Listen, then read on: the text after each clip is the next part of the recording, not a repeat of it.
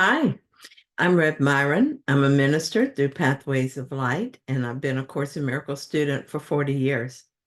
I'm going through the text this year, asking Jesus for clarity, and then I write from that clarity. And that's what I'm going to share with you today. So let's get started. We're reading A Course in Miracles, Chapter 7, Section 6, and we're from Vigilance to Peace, and we're going to read paragraphs 3 and 4. Paragraph 3 says the ingenuousness of the ego to preserve itself is enormous, but it stems from the very power of the mind the ego denies. This means that the ego attacks what is preserving it, which must result in extreme anxiety. That is why the ego never recognizes what it is doing. It is perfectly logical, but clearly insane. The ego draws upon the one source that is totally inimical to its existence for its existence. Fearful of perceiving the power of this source, it is forced to depreciate it. This threatens its own existence, a state which it finds intolerable. Remaining logical, but still insane, the ego resolves this completely insane dilemma in a completely insane way. It does not perceive its existence as threatened by projecting the threat onto you and perceiving your being as non-existent. This ensures its continuance if you side with it by guaranteeing that you will not know your own safety. Well, Jesus did an excellent job of explaining something unexplainable, but to understand it better, I put it in my own words. First, I will remind myself that the ego is not a person or an entity of any kind. It's a way of thinking, a thought system that produces effects. The effects are like the thought system. So all effects are separate, vulnerable, weak, defensive, fearful, guilty, and mortal. This thought system was made through the power that is ours as creations of God. It was made as a way to deny God and exist outside God.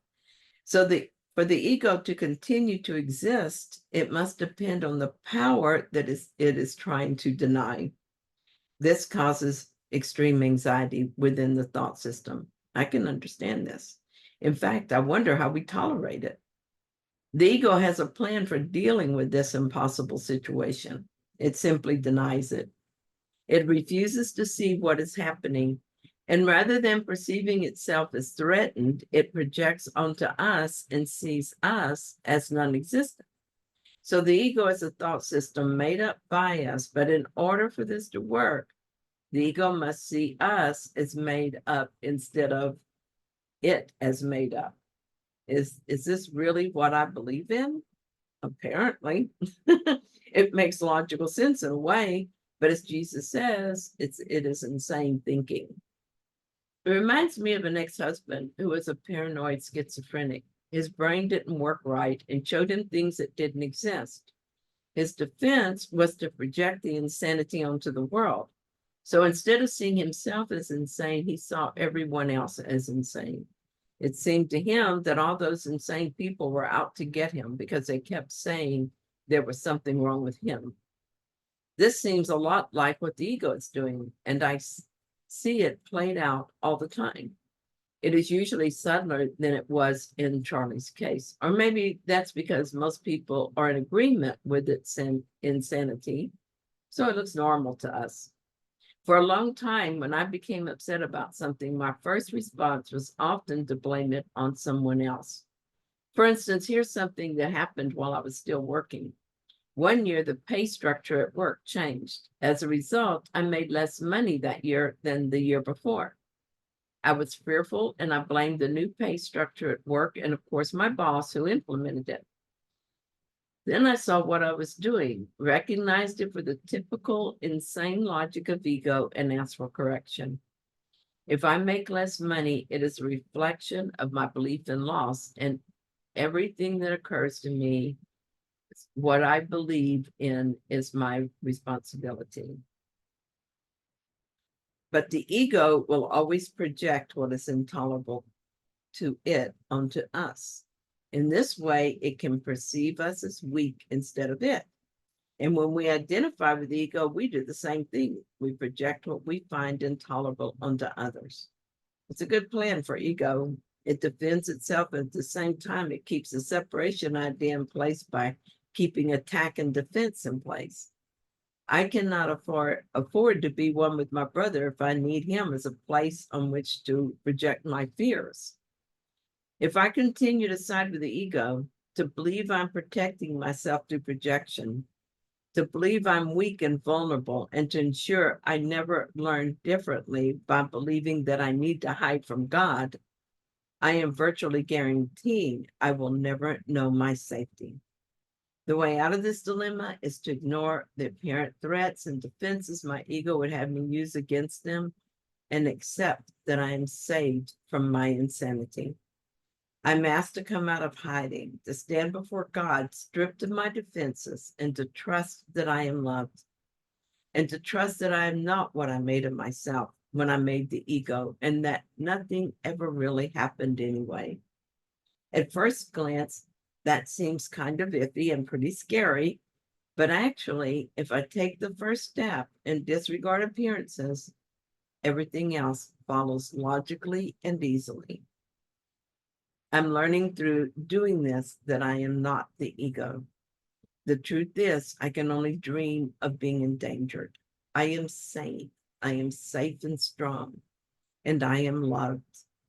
I am in God and part of Him. I am spirit. Nothing can touch me where I am. The ego can project and project, and nothing happens unless I agree with the ego and believe in the ego. Then, although nothing happens, I will believe that something is happening and will suffer from my belief. So paragraph 4, the ego cannot afford to know anything. Knowledge is total, and ego does not believe in totality. This unbelief is its origin, and while the ego does not love you, it is faithful to its own antecedents, begetting as it was begotten. Mind always reproduces as it was produced. Produced by fear, the ego reproduces fear. This is its allegiance, and this allegiance makes it treacherous to love because you are love. Love is your power, which the ego must deny. It must also deny everything this power gives you because it gives you everything. No one who has everything wants the ego. Its own maker then does not want it. Rejection is therefore the only decision the ego could possibly encounter if the mind that made it knew itself. And it is, if it recognized any part of the sonship, it would know itself. Some paragraphs have several ideas I can look at with the Holy Spirit, and this is one of them. It begins by telling me that the ego cannot afford to know anything. This is because knowledge is total, and the ego doesn't believe in totality. The whole point for the ego is to allow the idea of separation to be experienced. So if it cannot know wholeness or totality, or it could not be an ego. So it has to, it has to let go of this whole idea of wholeness or totality. The bottom line is ego is not where I would want to go for knowledge because it does not know anything. Another idea is that the ego begets as it was begotten. The ego was produced by fear, so it reproduces fear. If I feel fearful about something, it will do me no good to check in with ego for a solution. Even though I do this sometimes, I immediately recognize the futility and change my mind. The ego will not give me comfort or a real solution because it was not created in love. It will only give me fearful thoughts and solutions that lead to more fear. All of my life, I've been a problem solver. If something went wrong, I looked at the options and chose the most likely to fix the problem. Then I got busy. This process always made me feel like I was in control. I still solve my problems in the same way, but there's a difference now. Here's an example. If I'm concerned about income, in the past, I would look for ways to decrease expenses or increase income, or perhaps the problem calls for a defensive strategy. Then I would get busy making it happen. Now, if I'm concerned about finances, I look at my thoughts about lack and loss, and I ask the Holy Spirit to heal my mind and show me how to see this problem differently. The difference is that I no longer ask the ego for help. First, it doesn't know anything. Second, it only begets fear because that is how it was begotten. None of its solutions will fix the problem.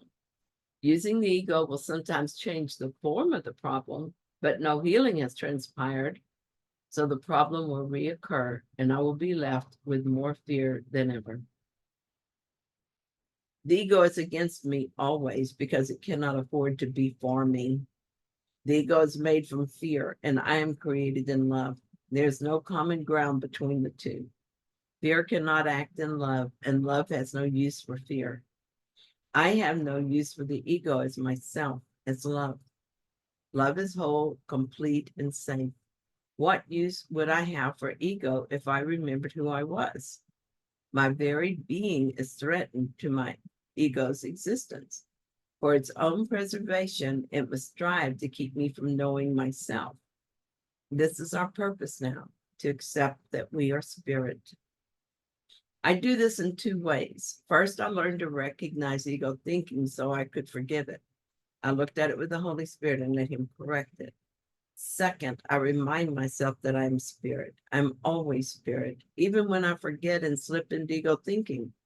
Spirit is eternal and never ceases to be what it is, so I never cease to be what I am. In a moment of confusion, I may not be aware I'm spirit, but that does not in any way change the fact that I remain as I was created. I remain spirit. The last sentence is the one that grabs my attention the most. Jesus is telling us that we would reject the ego if we knew who we were. Then he says, and if it recognized any part of the sonship, it would know itself. The mind that made the ego will know itself as soon as it recognizes any part of the sonship. So our goal is to recognize some part of the sonship for what it is. Does not matter where that happens. We can see Christ in the mirror, or in a precious child, or in the homeless person on the street. Our true self can be known through knowing any part of it. This reminds me of Jesus's teaching that giving is the same as receiving. For instance, I gave you money as my expression of love, and know that money is just a thought made manifest, and so cannot be limited. I can give it truly. In fact, as I give without thought of loss and with a loving heart, I receive that lesson which is strengthened in me. As I give, I receive.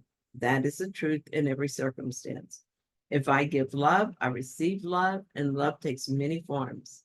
It might be my time, my understanding, or just my willingness to hear your story. It works the other way too. If I give through projecting my fear onto you, I receive that as well, because I've reinforced the belief and fear in my own mind. Jesus says that giving is how we keep something. That is a hard lesson for us to learn, because we set it up in this world just so that we can give away what we don't want and convince ourselves that we no longer have it. Separation makes it easy to believe I'll lose something when I give it away. But we must learn to undo what we did, and these lessons are helping us do that. One may or may not believe that giving is gaining when first considered. However, I remember what Jesus told us in the introduction of the workbook. He said, we don't have to believe the lessons, we only have to do them. I've discovered this applies to everything in the course.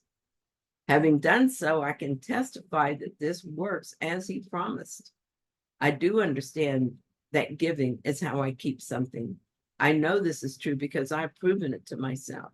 So I want my brother to be happy. I want him to be peaceful and joyful. I want this to be my gift to him. All I need to do to make this happen is not wanting anything else for him, and to make no exceptions. This is what I want for every brother. Thank you so much for joining me in this reading. I hope that you found it helpful. If you did, then please like it. And if you haven't yet, please subscribe. And I will be back soon with another reading. See you then.